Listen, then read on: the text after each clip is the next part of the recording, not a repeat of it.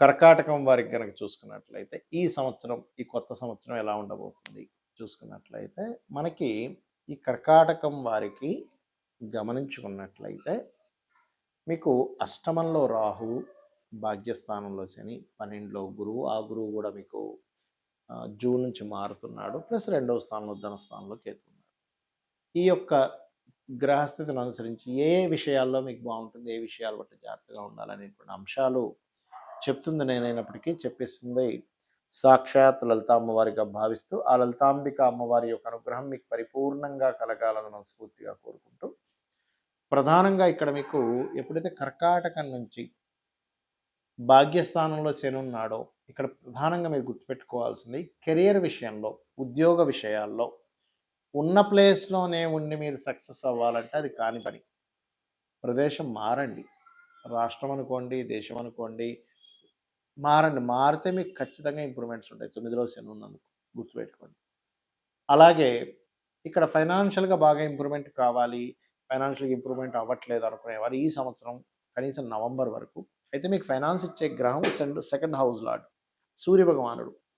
కానీ ఇప్పుడు ప్రస్తుతం సూర్యుడి యొక్క రాసులలో కేతువు ఉన్నాడు కాబట్టి, కేతువుకు అధిష్టాన దేవత గణపతి కాబట్టి గణపతిని ఓం గం గణాధిపతయే నమః అని చేస్తూ మీకు ఒక్క రూపాయి ఎంత వచ్చినా, రూపాయి కావచ్చు, కోటి రూపాయలు కావచ్చు, ఎంత వచ్చినా ఒకసారి స్వామివారికి స్వామి నీ దైవాలు వచ్చింది అని అనుకోండి. మీరు చూడండి ఖచ్చితంగా 100% ఫైనాన్షియల్గా మంచి గ్రోత్ ఉంటుంది.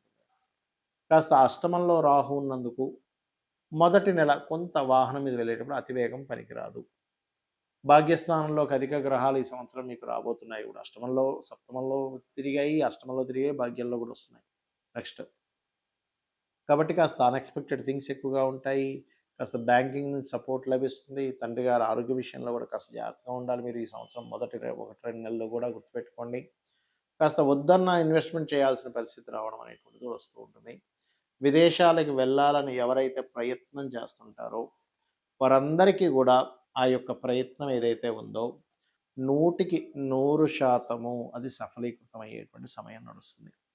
కాకపోతే ఎవరైనా విదేశాలకు వెళ్ళాలని బాగా ప్రయత్నం చేసేటువంటి వారు రోజుకి 2 సార్లు గుర్తుపెట్టుకోండి, ఉదయము సాయంత్రము హనుమాన్ చాలీసా గనక భక్తి శ్రద్ధలతో ఎవరైతే పఠిస్తారో, వాయుపుత్రుడు కదా ఆంజనేయ స్వామి, కాబట్టి మనం చేసేది ఏంటి వాయుగమనం.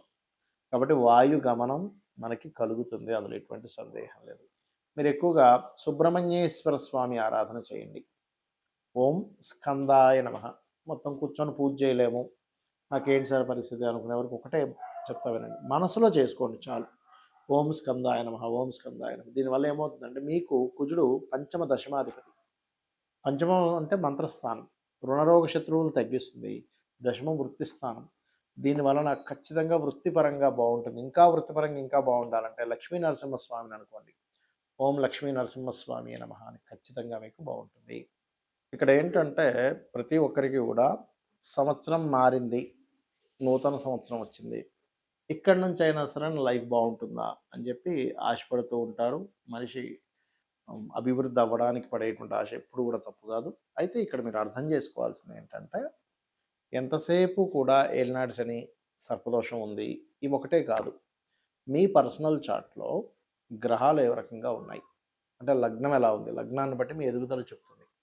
మీ ధనాధిపతి ఎలా ఉన్నాడు అంటే సెకండ్ లార్డ్, సెకండ్ హౌస్ శుక్రుడి యొక్క పరిస్థితి ఎలా ఉందనేది క్లియర్గా తెలుసుకోవాలి. దాన్ని బట్టి ఏమవుద్దంటే మీకు ఎందులో ధనయోగం ఉంది, ఏ రూపంలో మీరు ప్రయత్నం చేస్తే బాగుంటుంది, ఎప్పుడు మీకు రైట్ టైం, ఇవన్నీ కూడా తెలుస్తాయి. అలాగే మీరు చేసే ప్రయత్నాలు 3వ స్థానము.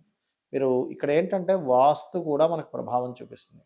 జాతకం బాగుందండి, వాస్తు బాలేని ఇంట్లోకి వెళ్ళానంటే ఏమవుతుందంటే కుండలో వాటర్ పోస్తున్నాము, కానీ కుండకి చిన్న చిల్లుంటే ఏమవుతుంది కింద నుంచి వెళ్ళిపోతూనే ఉంటాయి. అలాగే వాస్తు బాగోనప్పుడు ఏమవుతుందంటే మీరు ఆ ఇంట్లో ఉన్నప్పుడు మీకు ఇబ్బంది కలుగుతూ ఉంటుంది. ఇక్కడ ఏంటి, మీరు ఏ డైరెక్షన్లో ఉండే ఇల్లు తీసుకోవాలి, ఎప్పుడు మీరు ప్రాపర్టీ తీసుకొని బాగుంటుంది, అసలు మీ పేరు మీద తీసుకోవచ్చా తీసుకోకూడదా, ఇవన్నీ తెలుసుకోవాలి. ఇంట్లో దాంతోపాటు ఇంట్లో ఏదైనా బాత్రూమ్స్ కొంతమందికి తెలియక ఫైనాన్షియల్గా ఎందుకు ఇబ్బంది వస్తుందంటే ఉత్తరంలో బాత్రూమ్లు ఉంటాయి, ఉత్తరంలో డార్క్ కలర్స్ ఉంటాయి, అంటే మనకి yellow, cream, red colours, pink colours ఇట్లాంటి ఉత్తరంలో ఉంటే అవాయిడ్ చేసేసి కంప్లీట్ వైట్ కలర్ ఉండేలా చూసుకోండి, ఖచ్చితంగా బాగుంటుంది. అలాగే మరొక విషయం ఏంటంటే ఇక్కడ సంతాన అభివృద్ధి ఎందుకు అవ్వట్లేదు? పంచమ స్థానం. రుణము, రోగము, శత్రుత్వం ఇవి ఎక్కువగా ఇబ్బంది పెడుతూ ఉంటాయి. వీటికి సంబంధించిన పరిస్థితి ఏమిటి? అలాగే మరొక విషయం ఏంటంటే ఇక్కడ వివాహం అయ్యే సమయం, వివాహం 2 వివాహాల యోగం ఏదైనా ఉందా? అసలు వివాహ జీవిత భాగస్వామితో వివాహం విషయంలో ఎందుకు ఇద్దరి మధ్యన సరైన కమ్యూనికేషన్స్ ఉండట్లేదు?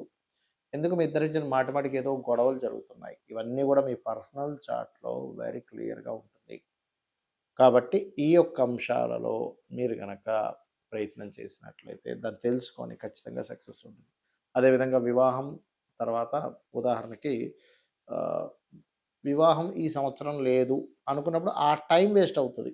ఏ సంవత్సరం ఉందో ఆ సంవత్సరం చేసుకోండి. అలాగే విదేశాలకు వెళ్ళే యోగం ఉందా లేదా? అసలు మీకు జాబ్ సంబంధించిన విషయంలో ఎందుకు ఇబ్బంది అవుతుంది? కెరియర్‌లో ఎందుకు సెటిల్ లేకపోతున్నారంటే ఒక్కోసారి కొంతమందికి బిజినెస్ యోగం ఉంటుంది. అప్పుడు సెటిల్ అవ్వలేరు. అలా ఉంటుందన్నమాట.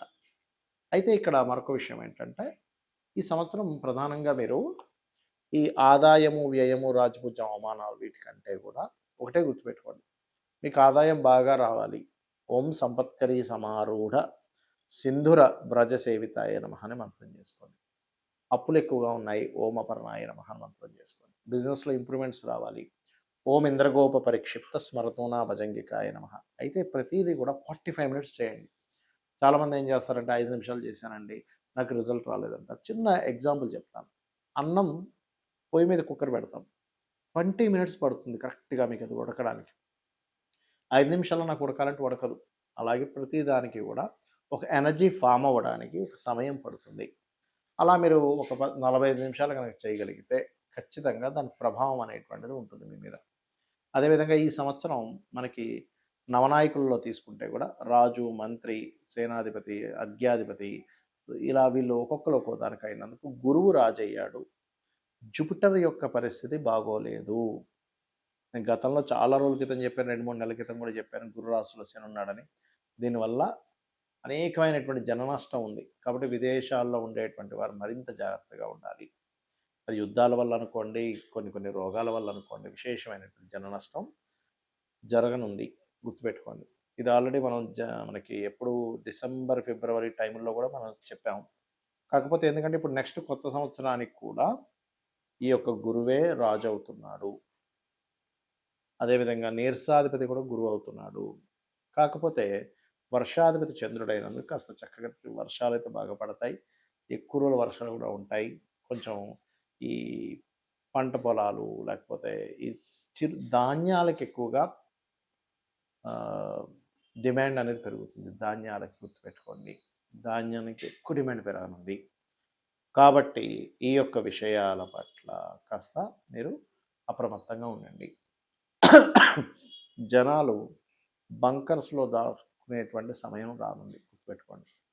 కాబట్టి ఈ విషయంలో జాగ్రత్తగా ఉండండి. ఇక మరొక విషయం ఏంటంటే, మీరు జాతకమే తెలియదు అప్పుడేం చేయాలి? సింపుల్‌గా రోజు లలితా సహస్రనామాలు చేసుకోండి. డైలీ ఖచ్చితంగా బాగుంటుంది. అదేవిధంగా మనకి లాస్ట్ టైం మనం చెప్పుకున్నాం. ఒక 4-5 నెలల క్రితం కూడా చెప్పాను. సిల్వర్ రేట్ విపరీతంగా పెరగనుంది. మరలా బంగారం, సిల్వర్ రేట్లు ఒక రేంజ్‌లోకి వెళ్ళనున్నాయి. గుర్తుపెట్టుకోండి.